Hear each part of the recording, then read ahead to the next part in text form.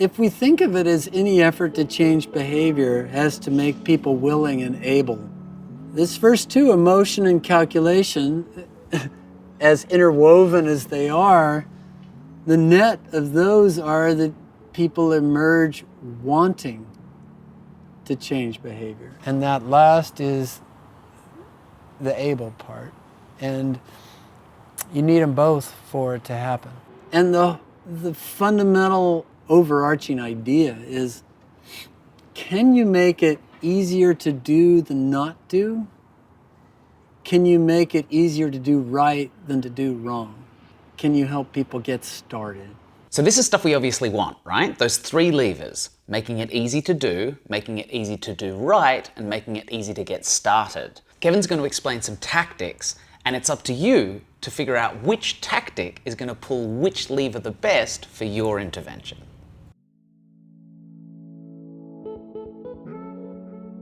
There's a lot that you can do to make it internally easier to take action. Just break it up into little chunks. And my favorite example of that is that silly 5-minute house clean. You know, you're like me and life's busy and you got too much stuff, and next thing you know, your house is a dump. And you look around and you go, this is 2 days project to clean this up. And so you put it off. It's like, that's too much. And the whole idea of the 5-minute house clean is to say, I'm just going to spend 5 minutes cleaning up my house. Who can't do that, right? It's easy. And then, of course, you get sucked into it and you end up spending more time and getting more done. If you do it enough times, you might even end up with a clean house. You've broken it into chunks and taken away the fear of that huge, overwhelming process.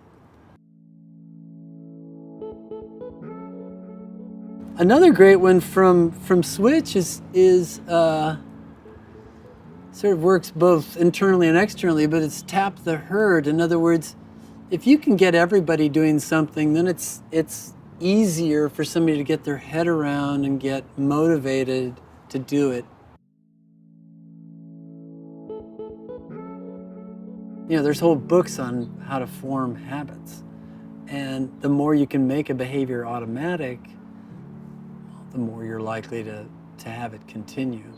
And so there's a whole literature around how do you take a particular action and make it a habit. If we're going to talk about high-performance cook stoves, it actually needs to be and should be a habit that you use it exclusively every time. The single most important thing that they did to make it both possible and make it a habit was by offering people as many stoves as they needed. And pretty soon, nobody really cooks on anything but those stoves anymore. And it just becomes the automatic way that you prepare your food.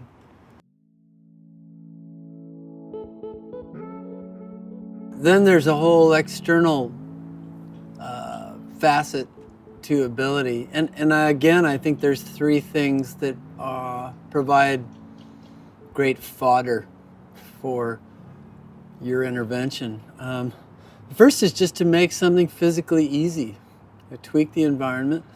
Here's a good example. So, and it's a very good example for me because I'm an MD and had to struggle with this for some years, which is one of the most important things for doctors to do in working with patients is to wash their damn hands after each patient.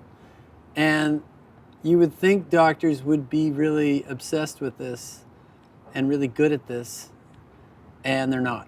So the solution that's really ended up working was putting dispensers, hand sanitizer dispensers, right next to the door in hospital rooms, so that it's actually almost a conscious decision, I'm not going to wash my hands. And that is what drove adoption rates up to acceptable levels over time.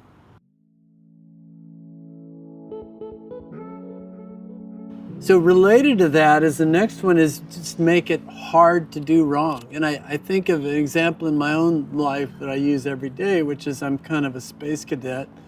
Like, something I need to bring to the office, I usually end up forgetting and leaving it home. And now I do what a lot of senile people do, is I prop the thing that I'm trying to remember against the door so I can't open the door without moving that thing. I make it easier to do than not do. I make it hard to do wrong.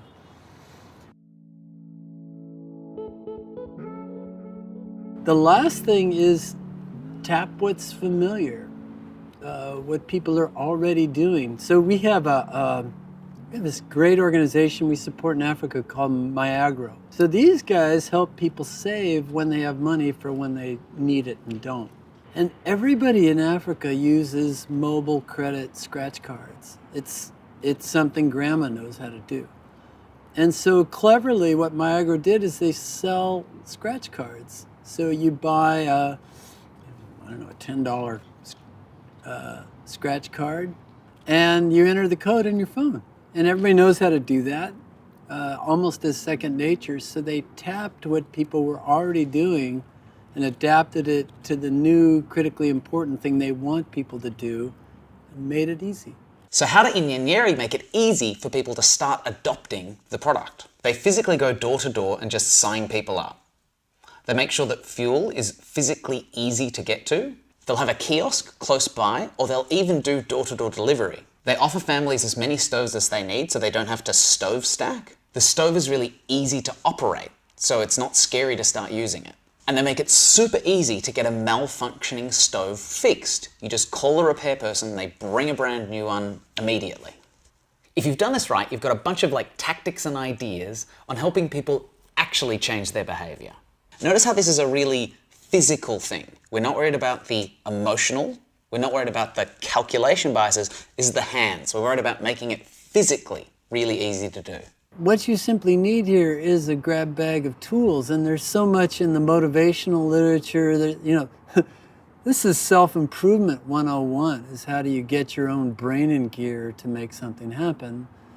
In that literature, there's a whole lot of opportunities for how you as the behavior change agent can help get people jump-started and stay the course internally. And now you're basically done with the theory. It's time to start iterating practically. Now the truth is, if any one of them is really optimized, it might mean the other two aren't as important. So if I have a really strong emotion, if I'm terrified of something, I can jump over walls. If something is dead obvious with a huge reward, it may not matter as much what I feel about it. If something's easier to do than not do, well, it doesn't matter how I feel about it or I think about it, it probably is still going to happen. What we teach people is to think through the 3 dials you can turn and try to dial them up as far as you can, because that's going to give you the best set of possibilities to then craft a specific intervention to make that behavior happen. You got to go look at all that this process generated and say, is there something that we can assemble that's doable here as a first iteration? And in essence, rapidly prototype that and see how it works, and then start tinkering with it in 2.0, 3.0, and so on until it really feels like you've got something that is effective and efficient and systematic, and hence replicable.